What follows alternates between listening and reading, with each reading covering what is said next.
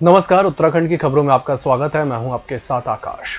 देश भर में कोरोना का प्रकोप लगातार बढ़ रहा है। धर्मनगरी हरिद्वार में भी बड़ी संख्या में कोरोना पॉजिटिव मिल रहे हैं। हरिद्वार स्वास्थ्य विभाग द्वारा पतंजलि योगपीठ की 3 संस्था पतंजलि योगपीठ योगग्राम और आचार्य कुलम में 83 कोरोना पॉजिटिव मिलने की बात कही गई थी। इसको लेकर योग गुरु बाबा रामदेव ने पतंजलि की किसी भी संस्था में कोरोना पॉजिटिव मिलने की बात को नकारा है और कहा कि ये झूठ फैलाया जा रहा है। जो भी पतंजलि में आ रहे हैं उनका पहले कोरोना टेस्ट किया जा रहा है, उसमें से जो पॉजिटिव आए हैं उनको आइसोलेट किया गया है। एक बहुत बड़ा झूठ पिछले कई दिनों से प्रायोजित तरीके से चलाने की कोशिश की जा रही है। मैं इस पूरे झूठ का पर्दाफाश करना चाहता हूँ। न तो योगग्राम में, न पतंजलि योगपीठ में, न आचार्य कुलम में, न हमारे किसी शिक्षा संस्थान में कोई कोरोना केस है। हमारे पास आचार्य कुलम में हर साल करीब 200-250 नए एडमिशन होते हैं। हर दिन 50 के करीब रोगी पतंजलि योगपीठ में आते हैं। ऐसे ही 50 से 100 रोगी योगग्राम में आते हैं। आने से पहले रोगियों का जो कोरोना टेस्ट किया जाता है अथवा आचार्य कुलम में एडमिशन से पहले जो टेस्ट किया जाता है उसमें कुछ केस पॉजिटिव पाए गए। उनको हमने क्वारंटीन करके जिसको एडमिशन करना था उसका एडमिशन किया, जिसको जो है घर भेजना था उसको घर भेज दिया। ये 100% एक अफवाह है कि पतंजलि में किसी भी तरह से कोई कोरोना है। चमोली जिले की नीति घाटी में ग्लेशियर टूटने की घटना के बाद मुख्यमंत्री तीरथ सिंह रावत ने शनिवार सुबह चमोली पहुंचकर सीमावर्ती इलाके का जायजा लिया। इस दौरान मुख्यमंत्री तीरथ सिंह रावत के साथ चमोली जिले के प्रभारी मंत्री और उच्च शिक्षा मंत्री धन सिंह रावत और विधायक बद्रीनाथ महेंद्र भट्ट भी मौजूद रहे। मुख्यमंत्री तीरथ सिंह रावत ने कहा कि जिस स्थान पर यह घटना घटी है वहां सेना कल रात से ही पूरी तरीके से मुस्तैद है। जहाँ पे घटना घटी है और नीति के पास सुहाना में, कुल मिलाकर के ये कह सकता हूँ कि वहाँ जो बीआरओ के द्वारा, उनके चीफ के द्वारा जो इनके पास आया है, रिपोर्ट आई है, आर्मी कल रात से पूरी तरह मुस्तैदी के साथ में वहाँ पे स्पॉट पर लगी हुई है और हमारा जिला प्रशासन पूरी तरह से कल से ही रेस्क्यू किया है और एसडीआरएफ वहाँ आगे बढ़ी है। एनडीआरएफ भी पूरी वहाँ पर कुछ लोग पहुँचे हैं आगे तक, जहाँ तक वो जा सकते हैं। आर्मी के संपर्क में तो कल रात से ही हैं, वो लोग पूरी तरह रेस्क्यू कर रहे हैं और साथ ही आईटीबीपी की जवान लगे हैं। अभी तक जो रिपोर्ट है कि जो लगभग 400 लोगों की बात जो वहाँ काम कर रहे थे, लेबर जो बीआरओ का, और 391 के लगभग अभी तक पूरी जानकारी जो इनके पास लोग आए गए हैं, जो इधर उधर से पैदल चल करके वो इन कैंपों में पहुँचे हैं, आर्मी के कैंप में, आईटीबीपी कैंप में। और 6 अभी कैजुअल्टी जो हुई है, 6 की जो संख्या अपने पास आई है और 4 लोग अभी घायल अवस्था में हैं। ये अभी तक की जानकारी है, ये रिपोर्ट है और बाकी अभी पूरी तरह से रेस्क्यू जब लगा, मैंने कहा कि आर्मी भी पूरी तरह लगी हुई है, वो कल से ही पूरी तरह वहाँ पर मुस्तैदी के साथ में जुट गई है। जनपद पौड़ी के द्वारीखाल ब्लॉक के ब्लॉक प्रमुख और उत्तराखंड क्षेत्र पंचायत प्रमुख संगठन के प्रदेश अध्यक्ष महेंद्र राणा ने एक और उपलब्धि अपने नाम कर ली है। उनके ब्लॉक प्रमुख रहते हुए तीसरी बार भारत सरकार द्वारा उनके ब्लॉक को पंडित दीनदयाल उपाध्याय पंचायती राज सशक्तिकरण पुरस्कार से नवाजा गया है। आज 24 अप्रैल को राष्ट्रीय पंचायती राज दिवस पर जिलाधिकारी पौड़ी कैंप कार्यालय में वीडियो कॉन्फ्रेंसिंग के माध्यम से प्रधानमंत्री नरेंद्र मोदी द्वारा उनके ब्लॉक को यह पुरस्कार दिया गया। ये पुरस्कार मेरे सभी ब्लॉक के अधिकारियों के लिए है। ये पुरस्कार मेरे ब्लॉक की समस्त उस जनता का है, उस माता बहन का है जिन्होंने प्यार दिया, उन जनप्रतिनिधियों का है जिन्होंने उस क्षेत्र में काम किया और मेरे कामों को आगे बढ़ाया, कंधे से कंधे मिलाकर सब लोगों ने काम किया और ये पुरस्कार उनके लिए। उत्तराखंड के 10 पंचायतों को राष्ट्रीय पंचायत पुरस्कार से सम्मानित किया गया है। राष्ट्रीय पंचायती राज दिवस के मौके पर उत्तराखंड के 10 पंचायतों को आज प्रधानमंत्री नरेंद्र मोदी द्वारा राष्ट्रीय पंचायत पुरस्कार से सम्मानित किया गया। पूरे देश भर में अलग अलग श्रेणियों में 224 पंचायतों को दीनदयाल उपाध्याय पंचायत सशक्तिकरण पुरस्कार से पुरस्कृत किया गया। इसमें उत्तराखंड की देहरादून जिले की 4, उत्तरकाशी की 3 और रुद्रप्रयाग और पौड़ी और पिथौरागढ़ की 1-1 पंचायतें शामिल हैं। इस अवसर पर मुख्यमंत्री तीरथ सिंह रावत ने पुरस्कार पाने वाले सभी पंचायत प्रतिनिधियों को शुभकामनाएं दी। कोरोना के बढ़ते संक्रमण को रोकने के लिए उत्तराखंड सरकार ने 3 दिन तक सभी सरकारी कार्यालयों को बंद रखने का आदेश दिया है। 23, 24 और 25 अप्रैल तक सभी कार्यालय बंद रहेंगे। 3 दिनों तक सभी कार्यालयों को सैनिटाइज किया जाएगा। हरिद्वार में सभी कार्यालयों को सैनिटाइज करने का काम शुरू हो गया है। हरिद्वार रुड़की विकास प्राधिकरण कार्यालय को पूरी तरह से सैनिटाइज कर दिया गया।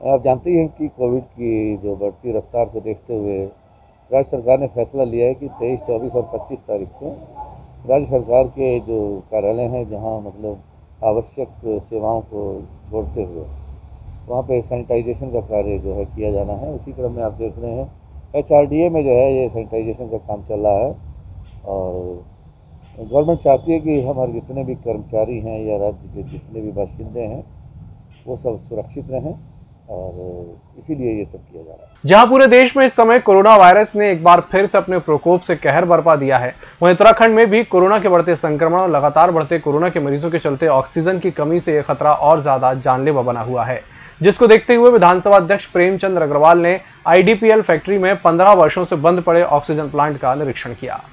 जिस प्रकार से कोरोना की महामारी बढ़ रही है और निश्चित रूप से इस समय देश के अंदर ऑक्सीजन की जो समस्या हमारे सामने दिख रही है, अन्य और जो समस्याएं दिख रही हैं उसमें ऑक्सीजन अपने आप में बहुत बड़ा पहलू बन के सामने आ रहा है।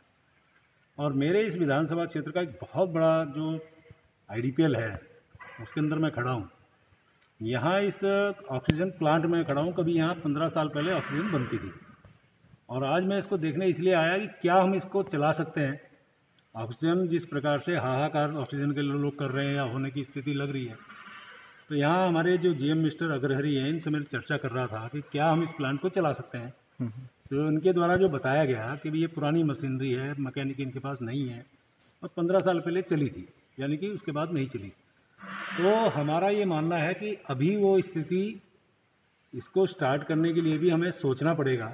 अभी मैं मुख्यमंत्री से चर्चा कर रहा हूँ और यदि ऐसी आवश्यकता ही आन पड़ी कि हमें ऐसे प्लांट भी चलाने पड़े तो उसको मद्देनज़र रखते हुए आज मैं इसका निरीक्षण कर रहा था और मैं देख रहा हूँ। ऐसे तो देखिए IDPL अपने आप में एक बहुत महत्वपूर्ण इकाई हमारे इस क्षेत्र की, इस प्रदेश की है और ये बात सच है कि सिक्योरिटी भी है, ये बात भी सच है कि ये बंद है। लेकिन ऐसी स्थिति में जो IDPL जीवन रक्षक दवाइयाँ बनाता था और ये जीवन रक्षक ही ऑक्सीजन है, ऐसी स्थिति में इससे भी हम लाभ ले सकते हैं क्या? ये हम लोग आज इसका मैं जायजा ले रहा था। राजकीय बालिका इंटर कॉलेज कोटाबाग में 13 छात्राओं समेत 15 लोग कोरोना पॉजिटिव पाए गए हैं। 162 छात्राओं को शिक्षिकाओं के लिए कोरोना सैंपल लिए गए थे। इसके बाद 13 छात्राओं समेत 15 लोग कोरोना पॉजिटिव पाए जाने से कोटाबाग क्षेत्र में हड़कंप मच गया है। कुछ दिन पहले 4 शिक्षिकाओं की कोरोना रिपोर्ट पॉजिटिव आई थी। कोटाबाग सामुदायिक स्वास्थ्य केंद्र चिकित्सा प्रभारी देवेश चौहान ने बताया कि सभी को होम आइसोलेट कर दिया गया है। जैसे कोटाबाग में डेली सैम्पलिंग हो रही है, अभी DDIC कोटाबाग में 4 टीचर पॉजिटिव आई थी, जिसमें 3 हल्द्वानी है, 1 काशीपुर है। तो प्रिंसिपल द्वारा हमें सूचना मिली कि ऐसे पॉजिटिव आए, फिर हमने स्कूल में जाके सैम्पलिंग की। 162 संख्या थी उस दिन, टीचर स्टाफ सब मिला के। तो जो 162 में से अभी 15 पॉजिटिव आए, 13 बच्चियाँ हैं, 2 टीचर हैं। सभी को होम आइसोलेट कर दिया गया है, मेडिकल किट दे दी गई है, मेडिसिन किट दे दी गई है। देश में कोरोना का कहर लगातार बढ़ता जा रहा है, तो वहीं कोरोना के बढ़ते संक्रमण पर केंद्र और राज्य सरकार के द्वारा कोरोना संक्रमण पर लापरवाही का आरोप लगाकर कांग्रेस भाजपा पर निशाना साध रही है। उत्तराखंड में कोरोना संक्रमण के लगातार बिगड़ते हालात पर कांग्रेस नेता सुमित हृदेश का कहना है कि कोरोना का दूसरा चरण बेहद ही खतरनाक है, लेकिन ना ही केंद्र सरकार ने इसको गंभीरता से लिया और ना ही राज्य की भाजपा सरकार ने।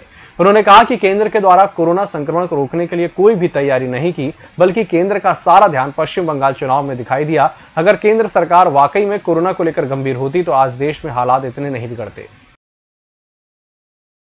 जिस प्रकार से ये दूसरी वेव कोरोना की आई है, जो वायरस ने परिवर्तन लिया है, म्यूटेशन लिया है, और जिस प्रकार से ये वायरस इस बार नौजवानों को, बच्चों को पे असर कर रहा है, तो एक कोई अर्ली वार्निंग सिस्टम या अर्ली वार्निंग सरकार द्वारा कतई नहीं दी गई।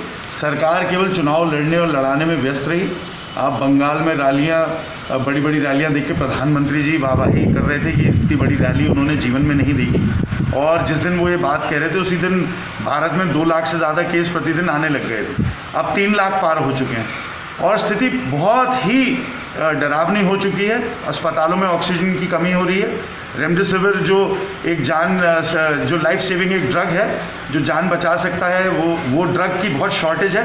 काला बाजारी चरम पर है।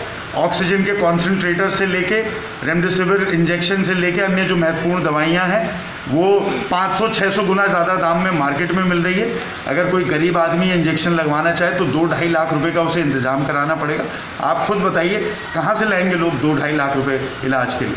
रुड़की के सिविल लाइन कोतवाली क्षेत्र के बेलड़ा गांव में आज शनिवार को कोरोना वैक्सीन लगाने के लिए स्वास्थ्य विभाग की ओर से कैंप लगाया गया, जिसमें बड़ी संख्या में ग्रामीण कोरोना वैक्सीन लगवाने पहुंच रहे हैं। यहाँ पे 11 लोगों का वैक्सीनेशन हो चुका है और यहाँ पे कम से 100 तो हो जाएगा टारगेट है। लोग यहाँ पे काफ़ी जागरूक है कि यहाँ पे वैक्सीन लगवाने के लिए आ रहे हैं और यहाँ पे 3 आंगनवाड़ी और आशाएं सारी उपस्थित है।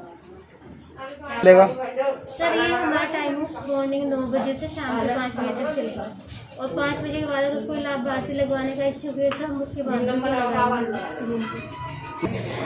सर कैंप तो कंटिन्यू चल रहा है।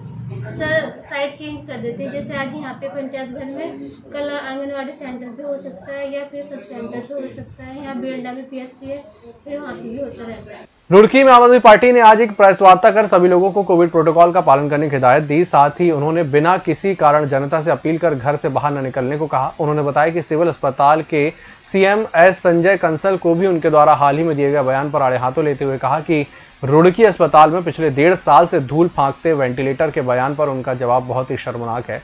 इस मामले में सरकार और अस्पताल प्रबंधन को सही कदम उठाते हुए जल्द ही वेंटिलेटर की सुविधा उपलब्ध करानी चाहिए। इस समय देश के जो नागरिक हैं वो कोरोना संकट से जूझ रहे हैं।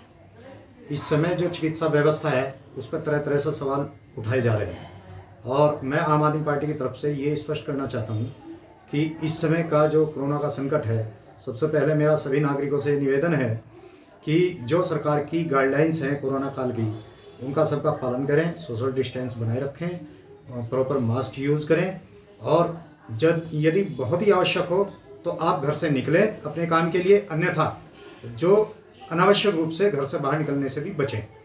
और अपने आसपास के सभी लोगों का ये ध्यान रखना है कि सभी लोग उस कोरोना की जो गाइडलाइंस हैं सरकार के द्वारा उनका पालन करें। उन लोगों को हमें प्रेरित करना है सभी को कि हम सब उन गाइडलाइंस का पालन करें। हमारा क्या, मैं दीपक लाखवान एक समाज सेवी हूँ।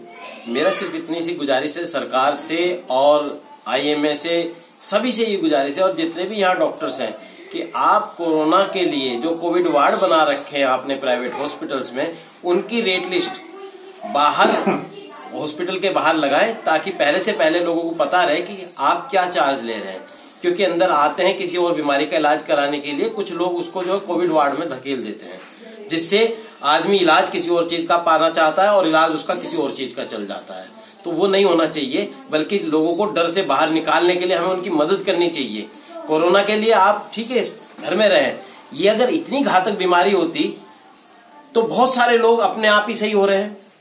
कुछ लोग हैं जो हॉस्पिटल जाकर रह के उनके साथ हादसे हो रहे हैं। हर मरने वाले को सरकार एक ही बयान दे रही है कि भाई कोविड से मर गया, कोरोना से मर गया। मुझे समझ में नहीं आ रहा और बीमारियों से मौतें बंद होगी भारत देश के अंदर।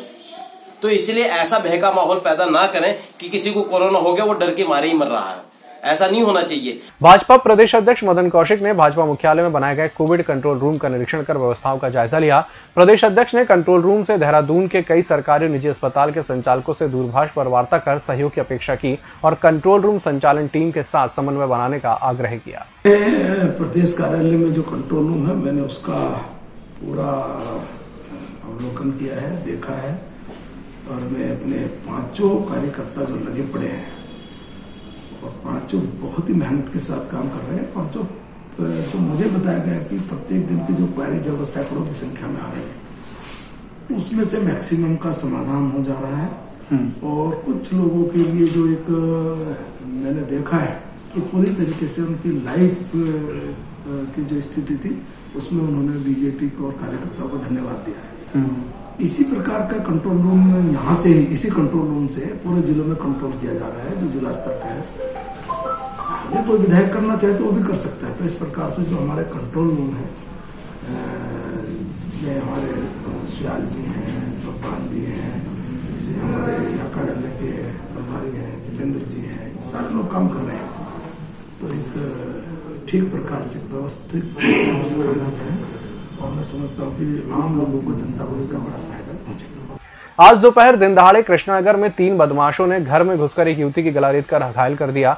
परिजन युवती को घायल अवस्था में एक निजी अस्पताल लेकर पहुंचे, जहां चिकित्सकों ने उसे मृत घोषित कर दिया। मौके पर पहुंची गंगनहर कोतवाली पुलिस ने शव को कब्जे में लेकर पोस्टमार्टम के लिए भिजवा दिया है। किच्छा तहसील क्षेत्र में स्थित सूरजमल आयुर्वेदिक अस्पताल में बने कोविड सेंटर का सांसद अजय भट्ट ने विधायक राजेश शुक्ला और प्रशासन के साथ पहुंचकर निरीक्षण किया। सूरजमल आयुर्वेदिक अस्पताल में बने 400 बेड के कोविड सेंटर का निरीक्षण करते हुए सांसद अजय भट्ट ने स्वास्थ्य कर्मचारियों को तत्काल प्रभाव से सभी सुविधा उपलब्ध कराने के निर्देश दिए। सेंटर का निरीक्षण इसलिए किया कि व्यवस्थाएं कैसी हैं। कल को हमारे पेशेंट जैसे यहाँ आ रहे हैं नॉन सिम्टोमेटिक, उनके लिए रहना, उनके भोजन की व्यवस्था, दवाइयों की व्यवस्था, ऑक्सीजन की व्यवस्था, तो ये सारी चीज़ों को पहले देखना है, कोई अव्यवस्थाएं ना हो। हमारे संगठन का भी निर्देश है, हमारी सरकारों का भी है और देश के प्रधानमंत्री मोदी जी ने भी ये कहा है कि सब लोग हर मरीज को अच्छी तरह से देखें। ये संकट की घड़ी है, राष्ट्रीय आपदा है, इस पर संकोच करने की कोई आवश्यकता नहीं है।